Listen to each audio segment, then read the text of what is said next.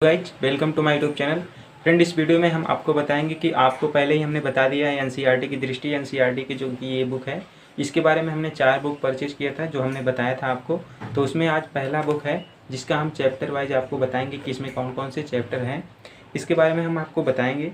तो I hope आप पूरा वॉच करिएगा वीडियो को और इसमें जानिएगा कि कौन कौन से चैप्टर इसमें कवर हैं और नई एनसीईआरटी और पुरानी एनसीईआरटी में या 6 से लेकर 12 तक के कौन कौन से टॉपिक इसमें हैं, इसमें हम आपको पूरा डिटेल्स में आज बताएंगे। उसके बाद नेक्स्ट वीडियो में हम पहले चैप्टर का वीडियो बनाएंगे, उसको आपको प्रोवाइड करेंगे। और अगर आप कमेंट करेंगे तो आपको हम PDF फॉर्मेट में भी आपको प्रोवाइड करेंगे। तो चलिए हम वीडियो को शुरू करते हैं और इसमें देखते हैं कि कौन कौन से चैप्टर इसमें कवर किए गए हैं। चलिए हम वीडियो को शुरू करते हैं। आपको हम दिखाते हैं चैप्टर वाइज कौन कौन से चैप्टर है इसमें। तो इसको ओपन करेंगे तो यहाँ पे दृष्टि IAS का क्विक बुक है, कुछ बुक की श्रृंखला है जो शुरुआत में हमें तैयार करना है। उसके बाद NCERT की श्रृंखला है जो हमने परचेज किया है, 4 बुक का है ये। उसके बाद यहाँ पर भारतीय इतिहास लिखा हुआ है, वहाँ पे दृष्टि पब्लिकेशंस। उसके बाद यहाँ पे इसका प्राइस लिखा है 300 रुपीज़। उसके बाद यहाँ कुछ बुक के बारे में बताया गया है 2 शब्द। उसके बाद हम आगे चलते हैं, आपको चैप्टर दिखाते हैं कौन कौन से चैप्टर है इसमें। तो यहाँ पे देख सकते हो अनुक्रम लिखा है कक्षा 6 से लेके। यहाँ पे हमारे अतीत है, उसके बाद हमारे अतीत में क्या कब कहाँ और कैसे है। उसके बाद आरंभिक मानव की खोज, भोजन संग्रह से उत्पादन तक आरंभिक नगर, क्या बताती है हमें किताबें और कब्रें, राज्य राजा और एक प्राचीन गणराज्य, नए प्रश्न नए विचार, अशोक एक अनोखा सम्राट जिसने युद्ध का त्याग किया, खुशहाल गांव और समृद्ध शहर, व्यापार राजा और तीर्थयात्री, नए साम्राज्य और राज्य, इमारतें चित्र तथा किताबें। ये क्लास 6 का है जो कि नई NCERT का है। उसके बाद आपको यहाँ पे लिखा मिल जा रहा है पुरानी NCERT, देख सकते हैं पुरानी NCERT। उसके बाद यहाँ प्राचीन भारत लिखा है, ये भी क्लास 6 का है। इसमें फर्स्ट लेसन है आदिम मानव। उसके बाद नगर जीवन का आरंभ, वैदिक युग का जीवन, भारत 600 ईसा पूर्व से 1400 ईसा पूर्व तक, मौर्य साम्राज्य, भारत 200 ईसा पूर्व से 300 ईसा पूर्व तक, गुप्त काल, छोटे छोटे राज्यों का युग, भारत और संसार। ये पुरानी NCERT क्लास 6 का है इतना। उसके बाद आपको यहाँ पे क्लास 7 मिल जा रहा है, क्लास 7। इसमें भी हमारे अतीत सेकंड, ये पार्ट 1 है, ये सेकंड है, ये नई NCERT का है। यहाँ पे हमारा फर्स्ट लेसन है हजारों वर्षों के दौरान हुए परिवर्तनों की पड़ताल। दूसरा है नए राजा और उनके राज्य। तीसरा है दिल्ली की सुल्तान सॉरी। उसके बाद चौथा है मुगल साम्राज्य। पांचवा शासक और इमारतें। छठवां नगर व्यापारी और शिल्पीजन। सातवां है जनजातियाँ, खानाबदोश और एक जगह बसे हुए समुदाय। आठवां ईश्वर से अनुराग।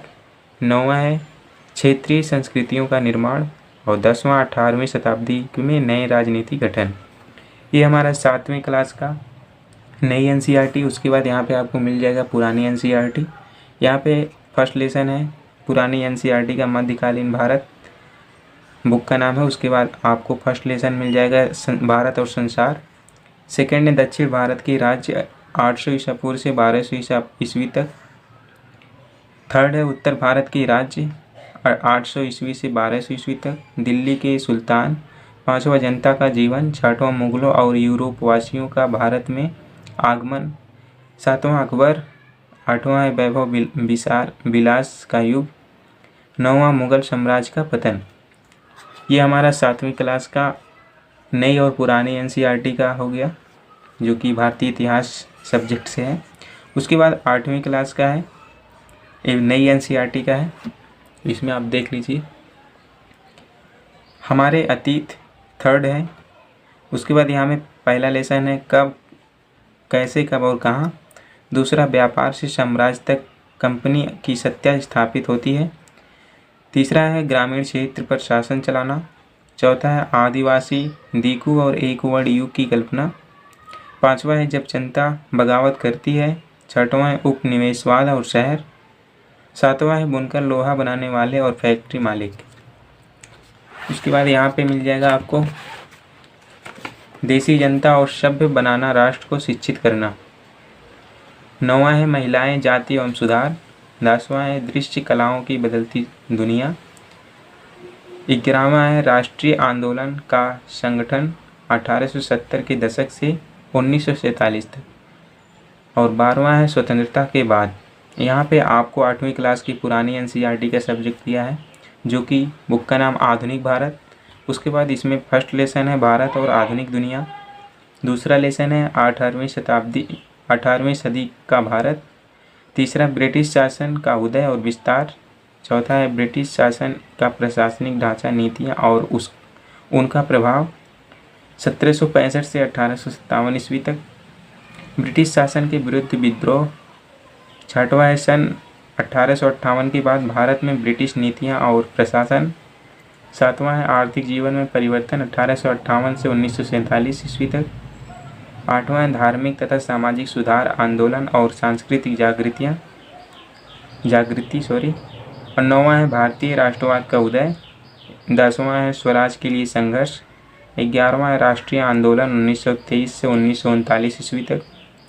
12वां है स्वतंत्र भारत। ये हमारी 8वीं क्लास की पुरानी एनसीईआरटी का हो गया। अब 9वीं क्लास में आते हैं, कक्षा 9।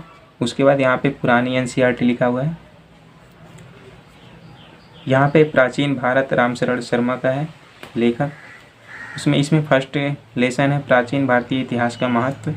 दूसरा प्राचीन भारतीय इतिहास के आधुनिक लेखक, स्रोतों के प्रकार और इतिहास का निर्माण। चौथा है भौगोलिक ढांचा। 5वां है प्रस्तर युग आदिम मानव। उसके बाद 6वां है ताम्र पाषाण कृषक संस्कृतियाँ। 7वां हड़प्पा संस्कृति कांस्य युग सभ्यता। 8वां आर्यों का आगमन और ऋग्वैदिक युग।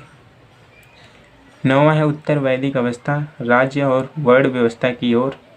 10वां है जैन और बौद्ध धर्म। 11वां है जनपद राज्य और प्रथम मगध साम्राज्य। 12वीं है ईरानी और मकदूनियाई आक्रमण। 13वां है बुद्ध काल में राज्य और वर्ण समाज। 4था है मौर्य युग। 15वां है मौर्य शासन का महत्व। 16वां है मध्य एशिया से संपर्क और उनके परिणाम। 17वां है सातवाहन युग। 18वां है सुदूर दक्षिण में इतिहास का आरंभ। 19वां है मौर्योत्तर युग में शिल्प, व्यापार और नगर। 20वां है गुप्त साम्राज्य का उद्भव और विकास। 21वां है गुप्त काल का जीवन। 22वां है पूर्वी भारत में सभ्यता का प्रसार। 23वां है हर्ष और उसका काल। 24वां है प्रायद्वीप में नए राज्यों के गठन और ग्राम विस्तार। 25वां है दर्शन का विकास। उसके बाद 26वां है भारत का एशियाई देशों से सांस्कृतिक संपर्क। 27वां है प्राचीन से मध्यकाल की ओर। 28वां है सामाजिक परिवर्तनों का अनुक्रम। 29वां है विज्ञान और सभ्यता की विरासत। इसके बाद आप गया मध्यकालीन भारत सतीश चंद्र का। ये भी पुरानी एनसीईआरटी का ही है। इसमें भारत और बाहरी दुनिया। दूसरा है उत्तर भारत 3 साम्राज्यों काल 8वीं से 10वीं सदी तक। तीसरा है चोल साम्राज्य 9वीं से 12वीं सदी तक। चौथवां है आर्थिक तथा सामाजिक जीवन, शिक्षा और धार्मिक विश्वास 800 से 1200 ईस्वी तक। पांचवा है संघर्ष का युग लगभग 1000 से 12000 ईस्वी तक 1200 ईस्वी तक। छठवां है दिल्ली सल्तनत वन लगभग 1200 से 1400 ईस्वी तक, मामलुक सुल्तान। सातवां है दिल्ली सल्तनत सेकंड लगभग 1200 से 14 ईस्वी तक, खिलजी और मुगलक। उसके बाद नेक्स्ट में है 8वां दिल्ली सल्तनत के अधीन शासन और आर्थिक तथा सामाजिक जीवन। 9वां है विजयनगर और महमनियों का काल तथा पुर्तगालियों का आगमन 1350 से 1565 ईस्वी तक। 10वां उत्तर भारत में साम्राज्य के लिए संघर्ष लगभग 1400 से 1525 ईस्वी तक। भारत में सांस्कृतिक विकास 13वीं से 15वीं ईस्वी तक। उसके बाद 12वां है उत्तर भारत में साम्राज्य के लिए संघर्ष, सेकंड मुगल और स्थापना 1525 से 1555 ईस्वी तक। 13वां है मुगल साम्राज्य का दृढ़ीकरण, अकबर का काल। 14वां है दक्कन और दक्षिण भारत 1656 ईस्वी तक। 15वां है 17वीं सदी के पूर्वार्ध में भारत। 16वां है मुगल के अधीन आर्थिक तथा सामाजिक जीवन। 17वां है सांस्कृतिक तथा धार्मिक गतिविधियाँ। 18वां है मुगल साम्राज्य का चरमोत्कर्ष और विघटन, फर्स्ट है। और 19वां है मुगल साम्राज्य का चरमोत्कर्ष और विघटन, सेकंड। 20वां है मूल्यांकन और समीक्षा, यानी कि हमें 9वीं क्लास का पुरानी एनसीईआरटी पढ़ना है, इसमें नई एनसीईआरटी नहीं दिया है। खास बात इसमें यह है कि जो भी यूपीएससी का रिक्वायरमेंट है, जहाँ से क्वेश्चन आता है उसी को ही कवर किया है। हमें फालतू की किताबें नहीं पढ़नी है, जो ज़रूरी है वही पढ़ना है और इसमें वही चीज़ दिया हुआ है। और उसके बाद 10वीं क्लास, ये 12वीं क्लास का है, सीधे 12वीं क्लास में है। इसमें 9वीं पढ़ा दिया है, 10वीं छोड़ के 11वीं छोड़ के 12वीं पे सीधे लाया है। जो ज़रूरी है वही सिर्फ इसमें दिया हुआ है। अब इसमें है 12वीं कक्षा का पहला बुक का नाम है भारतीय इतिहास के कुछ विषय, भाग 1। इसमें पहला लेसन है ईंटें, मनके और अस्थियाँ। दूसरा लेसन है राजा, किसान और नगर। तीसरा है बंधुत्व, जाति तथा वर्ग। चौथा है विचारक, विश्वास और इमारतें। उसके बाद दूसरा बुक है हमारा भारतीय इतिहास के कुछ विषय, भाग 2। इसमें है 5वां यात्रियों के नज़रिए। 6वां है भक्ति, सूफी परंपराएं। 7वां है एक साम्राज्य की राजधानी विजयनगर। 8वां है किसान, जमींदार और राज्य। 9वां है शासक और इतिवृत्त, मुगल दरबार। यहाँ पे आपको लिखा मिल जा रहा है नीचे नोट में, पुस्तक को पूर्ण रूप से परीक्षा उपयोगी बनाने के लिए एनसीईआरटी की कक्षा 9th और 10th नई पुरानी दोनों तथा कक्षा 11वीं नई की पुस्तकों को शामिल नहीं किया गया है, क्योंकि ये पुस्तकें विश्व इतिहास खंड से संबंधित हैं, जो सिविल सेवा, प्रारंभिक परीक्षा तथा अन्य प्रतियोगी परीक्षाओं के लिए अनुपयोगी हैं। क्योंकि ये जो इसमें नहीं दिया है उसके बारे में बता दिया है कि ये जो 11वीं और 10वीं की किताब है, इसमें उसका उपयोग नहीं होता है, उससे क्वेश्चन नहीं आता है, इसलिए उसे हटा दिया गया है। बाकी जो ज़रूरी है उसमें कवर किया गया है। तो हमारा ये हो गया 10वीं का। उसके बाद यहाँ पे भाग 3 का है, 10वीं किताब का भाग 3 है। 10वां है आपका उपनिवेशवाद और देहात। 11वां है विद्रोही और राज्य। 12वां है औपनिवेशिक शहर। 13वां है महात्मा गांधी और राष्ट्रीय आंदोलन। 14वां है विभाजन और समझना। उसके बाद 15वां है संविधान का निर्माण। ये आपका नई एनसीईआरटी था, क्लास 10th। उसके बाद क्लास 12th का है। उसके बाद पुरानी एनसीईआरटी है, आधुनिक भारत, बिपिन चंद्र का है। पहला लेसन है 18वीं सदी का भारत। दूसरा है भारत में यूरोपियों का प्रवेश और अंग्रेजों का विजय। तीसरा है भारत में ब्रिटिश साम्राज्य की आर्थिक नीतियाँ और प्रशासनिक ढांचा 1757 से 1857 ईस्वी तक। 14वां है प्रशासनिक संगठन और सामाजिक तथा सांस्कृतिक नीति। 5वां है 19वीं सदी के पूर्वार्ध में सामाजिक और सांस्कृतिक जागरण। उसके बाद 18वां है 1857 का विद्रोह। उसके बाद है 7वां है 1858 के बाद प्रशासनिक परिवर्तन। 8वां है ब्रिटिश शासन का आर्थिक प्रभाव। 9वां है नए भारत का उदय, राष्ट्रवादी आंदोलन 1858 से 1905 ईस्वी तक। 10वां है नए भारत का उदय, 1858 के बाद धार्मिक और सामाजिक सुधार। 11वां है राष्ट्रवादी आंदोलन 1905 से 1918, उग्र राष्ट्रवाद का विकास। 12वां है स्वराज के लिए संघर्ष, भाग 1 1919 से 1927 ईस्वी तक।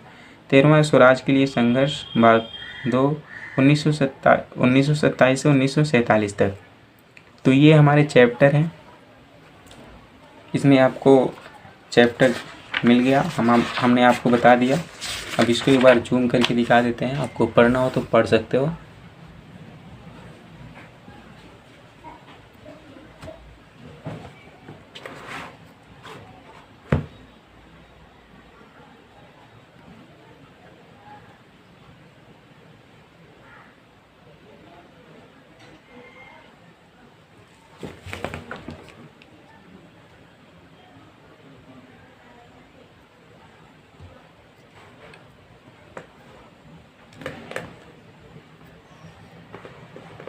इसको आप पढ़ सकते हो।